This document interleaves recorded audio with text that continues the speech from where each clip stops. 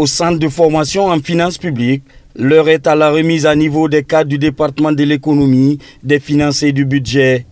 Avec la Direction générale des investissements publics, la formation est axée sur l'audit de performance des programmes et sur les techniques modernes de reporting.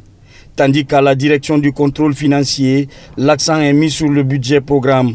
Des enseignements destinés à améliorer les méthodes de travail et à favoriser l'appropriation des standards internationaux en matière de gestion budgétaire. Il faut que les cadres de notre département soient renforcés. Nous, en tant que centre de formation en finances publiques, créé par le ministère de l'économie et des finances, nous nous lançons dans ce processus afin de permettre à l'État ou à l'administration publique d'avoir un vivier de cadres ayant la compétence de mettre en œuvre l'ensemble des réformes engagées par notre administration.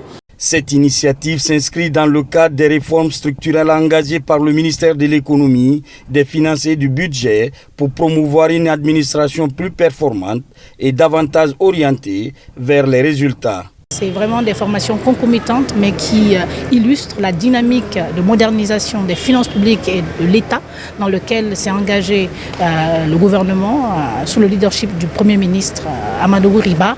Mais c'est aussi le reflet surtout du leadership et de la volonté affirmée et affichée du président de la République, son Excellence Mamadi Doumbouya, d'améliorer l'action publique, de renforcer l'impact de nos politiques publiques pour nos populations à la base. L'atelier de ce matin, précisément, a pour vocation d'ouvrir cet espace d'échange franc et technique entre tous les acteurs concernés, afin de bâtir une feuille de route opérationnelle partagée.